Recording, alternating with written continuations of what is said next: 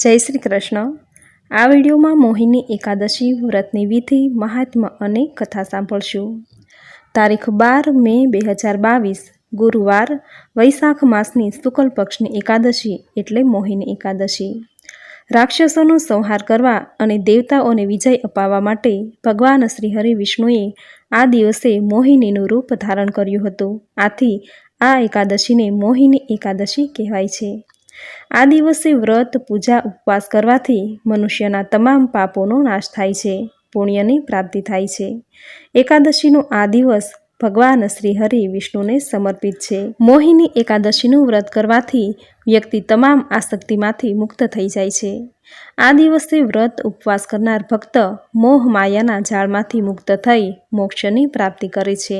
વ્યક્તિનું મન શાંત થાય છે, સદબુદ્ધિની પ્રાપ્તિ થાય છે। આ દિવસે શ્રી હરિ વિષ્ણુ માતા લક્ષ્મીના દર્શન કરવા માત્રથી જ મનુષ્યના તમામ પાપો તાપો બળીને ભસ્મ થઈ જાય છે। મિત્રો, આપણા ઋષિ મુનિઓએ મનુષ્યના પાપ પુણ્ય, સ્વર્ગ નર્ક આદિનો વિચાર કરીને મનુષ્યને સારા કર્મો કરવા, સારા માર્ગે ચાલવા, જપ તપ વ્રત ઉપવાસ કરવા સૂચન કર્યું છે, જેમાં એકાદશીના વ્રતનું મહાત્મ્ય ખૂબ જ મોટું છે। એકાદશી એટલે 11, જે દર મહિને 2 વખત આવે છે, સુદ પક્ષમાં અને વદ પક્ષમાં। વર્ષની કુલ 24 એકાદશી આવે છે, અધિક માસની 2 એકાદશી, એમ કુલ મળીને 26 એકાદશી હોય છે। આ દરેક એકાદશીનું મહત્વ અલગ અલગ હોય છે। વર્ષની દરેક એકાદશી પાપનો નાશ કરી પુણ્ય દેનારી છે, પરંતુ વૈશાખ માસની શુક્લ પક્ષમાં આવતી મોહિની એકાદશી વ્યક્તિને મોહ માયાના જાળમાંથી મુક્ત કરનારી છે, વ્યક્તિનું મન શાંત કરનારી, સદબુદ્ધિ પ્રાપ્ત કરનારી છે। તો મિત્રો, આ હતું એકાદશીનું મહાત્મ્ય। હવે સાંભળીએ એકાદશી વ્રતની પૂજન વિધિ। એકાદશીના દિવસે પ્રાતઃકાળે વહેલા ઉઠવું। આ દિવસે ગંગા સ્નાન કે પવિત્ર નદી કે જળાશયમાં સ્નાન કરવાનું મહાત્મ્ય છે। જો ગંગા સ્નાન ન કરી શકાય તો ઘરે રહીને જ નાવાના પાણીમાં ગંગાજળ ઉમેરી સ્નાન કરવાથી ગંગા સ્નાન કર્યા જેટલું જ પુણ્યફળ પ્રાપ્ત થાય છે। આમ સ્નાન કાર્યથી પરવારી પવિત્ર વસ્ત્રો ધારણ કરવા, ભગવાન સૂર્યનારાયણને જળનું અધર્ય આપવું, ઘરના ઉંબરાનું પૂજન કરવું, તુલસી ક્યારે જળ સિંચવું, ભગવાન શ્રી હરિ વિષ્ણુની મૂર્તિને શુદ્ધ જળ, પંચામૃત, ગંગાજળથી સ્નાન કરાવવું। જો મૂર્તિ ન હોય તો ઘરમાં રહેલી ભગવાન શ્રી હરિ વિષ્ણુના કોઈ પણ અવતાર, શ્રી કૃષ્ણ કે બાળ ગોપાલની મૂર્તિ કે ફોટાની પૂજા કરવી। પૂજામાં ધૂપ, દીપ, પીળા પુષ્પ, ચંદન, તુલસીથી પૂજા કરી દૂધ, દહીં, મિશ્રી, માખણ કે કોઈ પણ મીઠાઈ ધરાવવી, આરતી સ્તુતિ કરવી। આ દિવસે શ્રીમદ ભાગવદ્ ગીતા, લક્ષ્મી સ્તોત્ર, કનકધારા સ્તોત્ર આદિના પાઠ કરવા। પૂજા સમાપ્ત થયે ઓમ રીમ શ્રી લક્ષ્મી વાસુદેવાય નમઃ મંત્રનો જપ કરવો। આ રીતે પૂર્ણ શ્રદ્ધાથી એકાદશીનું વ્રત કરવું। જે વ્યક્તિને ઉપવાસ કરવો છે પરંતુ ઉપવાસ કરી શકવા સમર્થ નથી, તેમણે મન અને વાણીથી પવિત્ર રહીને પણ એકાદશી કર્યા જેટલું જ પુણ્યફળ પ્રાપ્ત થાય છે। આ દિવસે જૂઠું બોલવું, કોઈની નિંદા કરવી, કોઈને કટુ વચન કહેવા વગેરે કાર્યો ન કરવા। ગાયને લીલો ઘાસચારો ખવડાવવો, ઘરની બનાવેલી રોટલી ખવડાવવી, કૂતરાને રોટલી નાખવી, પક્ષીને દાણા ચણ નાખવા, કીડીને કીડિયારું પૂરવું, બ્રાહ્મણને દાન દક્ષિણા દેવી, જરૂરિયાતમંદને જરૂરી ચીજ વસ્તુ આપવી। આમ કરવાથી શ્રી હરિ પ્રસન્ન થશે। એકાદશી કર્યાનું પુણ્ય અનેક ગણું વધી જશે। ગરીબ ભૂખ્યા બાળકોને ભોજન કરાવવાથી દરિદ્ર નારાયણ રાજી થશે। આમ પૂર્ણ શ્રદ્ધા અને ભક્તિ ભાવથી એકાદશીનું વ્રત કરવું। આ દિવસે વ્રતનું મહાત્મ્ય દર્શાવતી કથા વાર્તા સાંભળવી, જે સાંભળવાથી એકાદશી ફળ અનેક ગણું વધી જશે। કારણ કે કોઈ પણ વ્રત દરમિયાન તેની મહાત્મ્ય કથા જરૂર સાંભળવી જોઈએ। મહાત્મ્ય કથા સાંભળ્યા વગર કોઈ પણ વ્રતનું ફળ મળતું નથી। તો મિત્રો, આ હતી મોહિની એકાદશી વ્રતની વિધિ અને મહાત્મ્ય।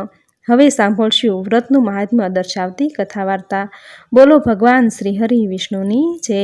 યુધિષ્ઠરે ભગવાન શ્રી કૃષ્ણને પૂછ્યું, હે જનાર્દન, વૈશાખ માસના શુક્લ પક્ષમાં જે એકાદશી આવે છે એનું નામ શું છે, એની વિધિ શું છે, એનું ફળ શું છે, તે મને કહો।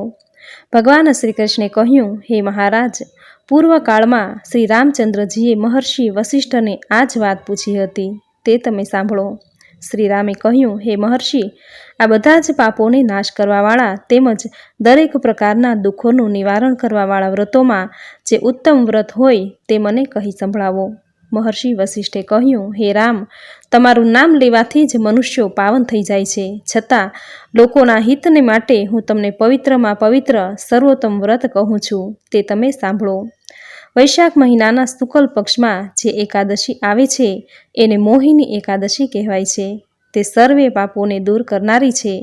આ એકાદશીનું વ્રત કરનાર દરેક મનુષ્ય એ વ્રતના પ્રભાવથી મોહરૂપી જાળમાંથી છૂટી જાય છે, તેમજ પાપ સમૂહોમાંથી પણ છુટકારો મેળવે છે. સરસ્વતી નદીના રમણીય તટ પર ભદ્રાવતી નામની સુંદર નગરી હતી.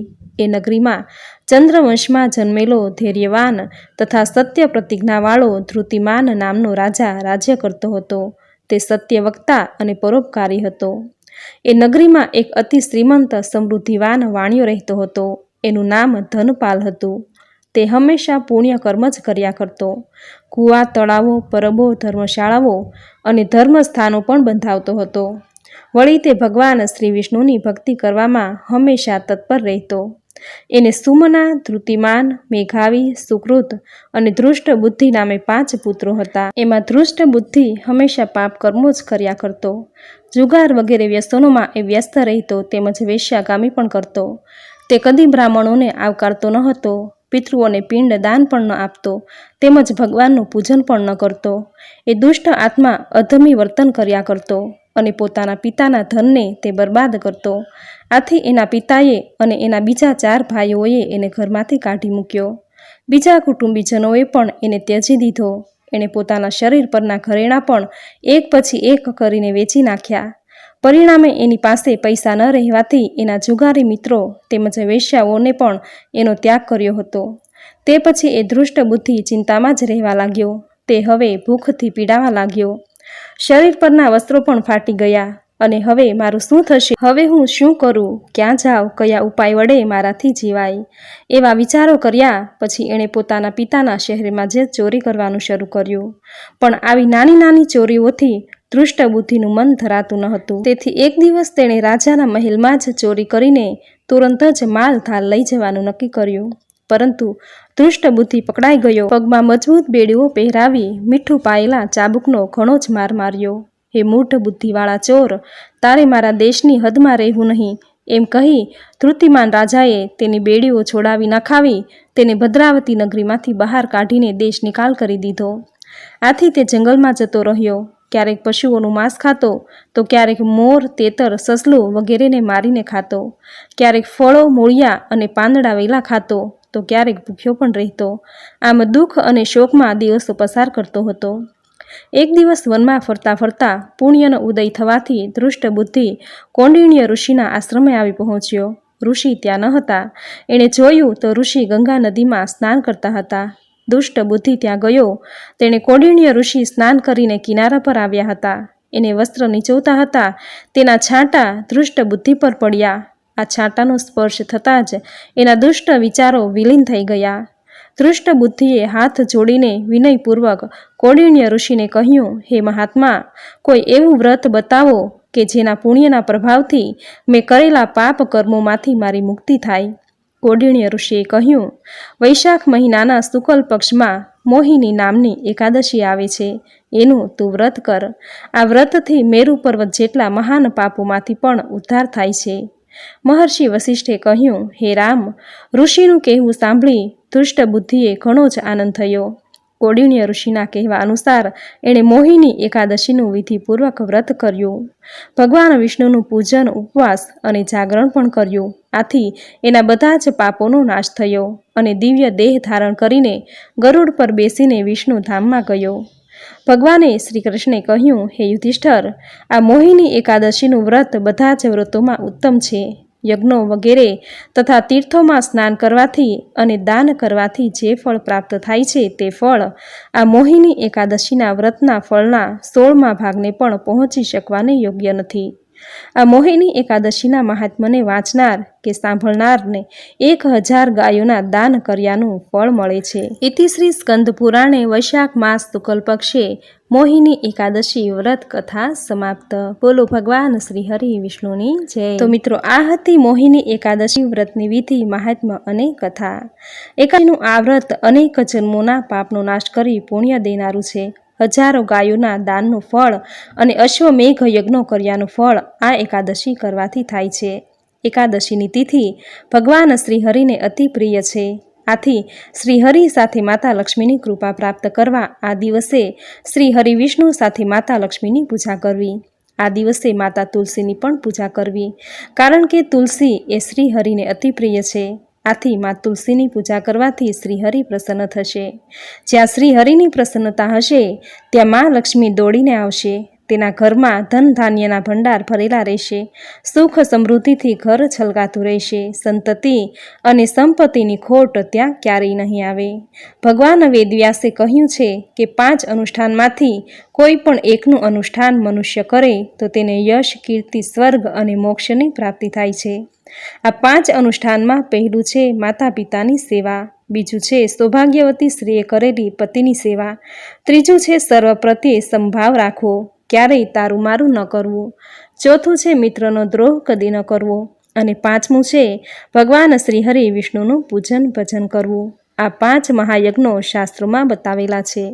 આથી દરેકે જો શક્ય હોય તો એકાદશીનું વ્રત જરૂર કરવું. જો વ્રત ન થઈ શકે તો વ્રતની કથા જરૂર સાંભળવી. જે સાંભળવા માત્રથી જ વ્રત કર્યા જેટલું જ પુણ્યફળ પ્રાપ્ત થશે. તો મિત્રો, આ હતી મોહિની એકાદશી વ્રતની વિધિ, મહાત્મ્ય અને કથા. જે સાંભળવી આપને જરૂર ગમી હશે તો વિડીયોને લાઇક કરી કોમેન્ટમાં જય શ્રી હરિ વિષ્ણુ, જય મા લક્ષ્મી જરૂર લખજો. ચેનલ સબસ્ક્રાઈબ કરી બાજુમાં બેલ આઇકન જરૂર પ્રેસ કરજો. આવી જ નવી ધાર્મિક માહિતી, નવી ધાર્મિક કથા સાથે ફરી મળીશું. ત્યાં સુધી આપ સૌને મારા જય શ્રી કૃષ્ણ.